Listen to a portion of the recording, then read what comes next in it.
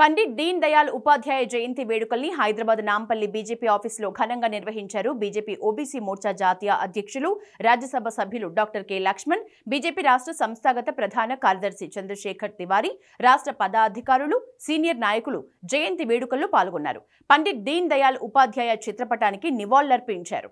పండిట్ దీన్ దయాళ్ ఉపాధ్యాయ అంత్యోదయ ద్వారా సామాజిక న్యాయానికి ఒక కొత్త దిశను సూచించారని ఎంపీ లక్ష్మణ్ అన్నారు. చిట్ట చివరి వ్యక్తి అభ్యున్నతిని లక్ష్యంగా పెట్టుకున్న ఆయన సిద్ధాంతం సమగ్ర అభివృద్ధికి మార్గదర్శిగా భారత్ ప్రయాణాన్ని ముందుకు నడిపిస్తోందన్నారు. భారతీయ విలువలపై ఆధారపడి పండిట్ దీన్ దయాళ్ ఇచ్చిన మార్గదర్శకం ఈనాటికి సమకాలీన సమస్యలకు పరిష్కార మార్గాల్ని సూచిస్తోందన్నారు. దేశవ్యాప్తంగా సేవా పక్వాడాలో భాగంగా సెప్టెంబర్ 17 నుంచి అక్టోబర్ 2 వరకు మహనీయుల జయంతి సందర్భంగా సేవా కార్యక్రమాల్ని నిర్వహిస్తున్నామని గుర్తు చేశారు. అక్టోబర్ 2న మహాత్మా గాంధీ జయంతి, లాల్ బహదూర్ శాస్త్రి జయంతి ఘనంగా నిర్వహిస్తామన్నారు. ప్రస్తుతం పొరుగు దేశాలైన బంగ్లాదేశ్, నేపాల్, ఫిలిప్పీన్స్, పాకిస్తాన్ రాజకీయ, ఆర్థిక అస్థిరతలకు గురవుతున్నాయని, ప్రజలు కష్టాల్లో ఉన్నారని లక్ష్మణ్ చెప్పారు. అందుకే ప్రధాని నరేంద్ర మోదీ ఆత్మ నిర్భర్ భారత్ ధ్యేయంతో మేక్ ఇన్ ఇండియా ప్రణాళికను ప్రోత్సహిస్తూ స్వదేశీ వస్తువులే వాడాలని, స్వదేశీ వస్తువుల్ని విక్రయించాలని ప్రజలకి పిలుపునిచ్చారని అన్నారు. ఇక అక్టోబర్ 2 గాంధీ అలాగే శాస్త్రి జయంతి సందర్భంగా చేనేత కార్మికులు, సమాజంలోని వృత్తులపై ఆధారపడిన వారిని సత్కరించాలని పిలుపునిచ్చారు. దేశ ప్రజలు, పార్టీ కార్యకర్తలు చేనేత వస్త్రాలు ధరించడంతో పాటు చేనేత వస్త్రాల్ని కొనుగోలు చేయాలని కోరారు. పేద, మధ్యతరగతి ప్రజలకు మరింత చౌకగా వస్తువులు, సౌకర్యాలు అందించడానికి ప్రధాని మోదీ జీఎస్టీ తగ్గించారని, ఇతర ఆర్థిక సంస్కరణలు చేపడుతున్నారని చెప్పారు. పండిట్ దీన్ దయాళ్ ఉపాధ్యాయ కలల్ని సాకారం చేస్తూ ప్రధాని ముందుకు సాగుతున్నారని చెప్పారు. స్వదేశీ వస్తువులు వాడి స్వదేశీ ఉత్పత్తుల్ని విస్తృతంగా ప్రచారం చేసి 2047 నాటికి అభివృద్ధి చెందిన భారత్ని నిర్మించుకోవాలన్నారు.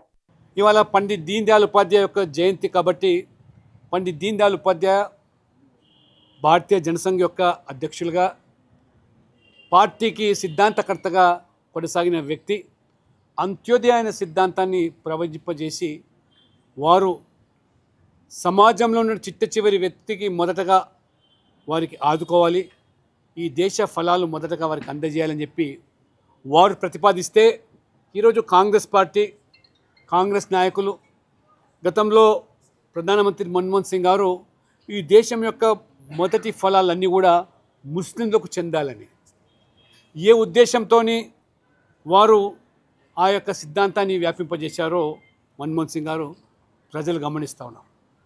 పేదవాళ్లకు లేదా అణగారిన వర్గాలకు ఇవాళ మరి పండిట్ దీన్ దయాళ్ ఉపాధ్యాయ గారు వారు అంత్యోదయ సిద్ధాంతం ప్రవర్తిస్తే మీరు ముస్లింలే ప్రధానమని చెప్పి భావించి ఈ దేశాన్ని మతం పేరు మీద ముక్కలు చేసినటువంటి వ్యక్తులు మరి ప్రజలు ఇవాళ గమనిస్తూ ఉన్నారు. ఎందుకని నరేంద్ర మోడీ గారు ఇవాళ అనేకమైనటువంటి సంక్షేమ కార్యక్రమాలు, సంక్షేమ పథకాలు వారు పండిట్ దీన్ దయాళ్ ఉపాధ్యాయ కన్న కళను సాకారం చేయడానికి ఏ రకమైన పథకాలు ప్రవేశపెట్టారు. అభివృద్ధి ఎజెండాతోని పేదల సంక్షేమంతో పాటు 140 కోట్ల ప్రజల మనోభావాలు కాపాడే విధంగా ఈరోజు ఎగ్జిబిషన్లో మనం చూస్తూ ఉన్నాం. పేదల సంక్షేమం, అభివృద్ధి, ఏ రకంగా ప్రజల విశ్వాసాలతో ముడిపడినటువంటి రాముడు జన్మించినటువంటి అయోధ్యలో భవ్యమైనటువంటి రామమందిర నిర్మాణం, ఇవన్నీ కూడా వీక్షకులకు ఆకర్షిస్తూ ఉన్నాయి. యువత కూడా ప్రధానమైన స్ఫూర్తిగా, చదువుకున్నటువంటి యువత కేవలం ఉద్యోగాలకు పరిమితం కాకూడదు, ఉద్యోగాలు కల్పించే సంస్థలుగా మారాలి. అందుకనే మోదీ గారు పదే పదే the youth of this country should not become a job seekers rather than become job creators అన్నారు. ఆ రకంగా ఇవాళ స్టార్టప్ ఇండియా లేదా ఇవాళ మేక్ ఇన్ ఇండియా పేరు మీద ఇవాళ ప్రపంచంలోనే భారతదేశం ఇవాళ ఒక మ్యానుఫ్యాక్చరింగ్ హబ్గా మార్చారంటే అనతి కాలంలోనే ఈ 11 సంవత్సరాల్లో వారు తీసుకున్నటువంటి అభివృద్ధి ఎజెండా కానివ్వండి, అటు రైల్వే ఇన్ఫ్రాస్ట్రక్చరు లేదా ఇవాళ ఎయిర్వేస్ కానీ, ఇవాళ ఏ రకంగా ఇవాళ ఎయిర్పోర్ట్లు దిగ్వినీకృతం చేసి మరి ఆ రకంగా ఇవాళ రైల్వేస్ కానీ, ఎయిర్వేస్ కానీ, రోడ్వేస్ కానీ, నేషనల్ హైవేస్ కానీ ఏ రకమైనటువంటి అభివృద్ధి ఇవాళ మనం చూస్తున్నామో ఇది సమాజానికి ఇవాళ కనిపి ప్రపంచంలోనే అతి శక్తివంతమైనటువంటి నాయకుడిగా ఇవాళ మోదీ గారు ఎదిగినందుకు అందరం గర్వపడుతున్నాం. అందుకనే వారి జీవిత విశేషాలు, వారు 3 పర్యాయాలు ముఖ్యమంత్రిగా, 3 పర్యాయాలు ప్రధానమంత్రిగా, ఇది ఒక చరిత్ర.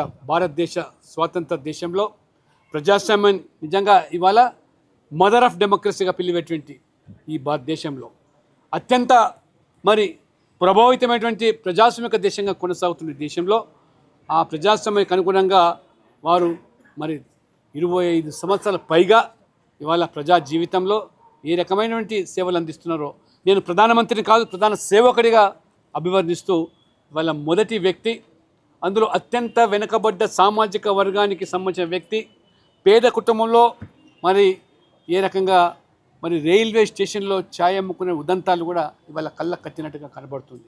కాబట్టి యువత స్ఫూర్తిగా తీసుకోవాలి.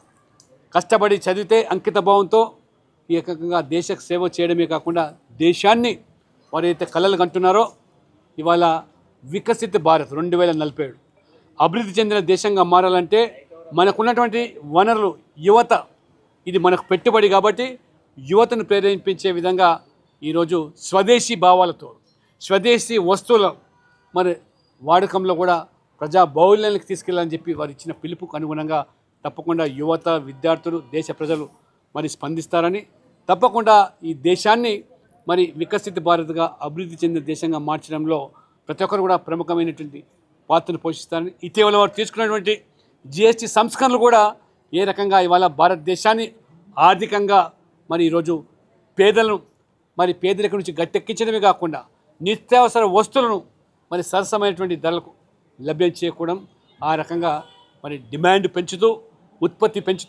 ఉత్పత్తి ద్వారా ఉద్యోగ అవకాశాలు పెంచుతూ భారతదేశం సస్యశ్యామలంగా సమృద్ధిగా స్వయం సమృద్ధితో ఇవాళ ఎదగాలని ఇవాళ ఇతర అగ్ర దేశాలు ఎన్ని ఆంక్షలు, తారీఫ్లు విధించినా ఈరోజు భారతదేశం నిలబడగలుగుతామని చెప్పి ఈరోజు ఏ రకంగా అటువంటి ఆంక్షలు తలగకుండా దీనైనటువంటి నాయకుడిగా నరేంద్ర మోడీ గారు ప్రజలు కొనియాడుతున్నారు. కాబట్టి యువత వారిని స్ఫూర్తిగా తీసుకోవాలి. వారి జీవిత విశేషాలను కూడా మనం కూడా దైనందిక జీవితాల్లో అలవపరచుకోవాలని, అటు స్పోర్ట్స్ కానివ్వండి, లేదా వాళ్ళ ఫిట్ ఇండియా పేరు మీద కానివ్వండి, ఏ రకమైన ఆరోగ్యకరమైనటువంటి ఈరోజు కార్యక్రమాలు తీసుకుంటారో తప్పకుండా ప్రజలు ప్రభావితమవుతారని చెప్పి నిర్వాహకులను కూడా ఈ చక్కటి ఎగ్జిబిషన్ ఏర్పాటు చేసినందుకు అభినందిస్తూ సెలవు తీసుకుంటారు.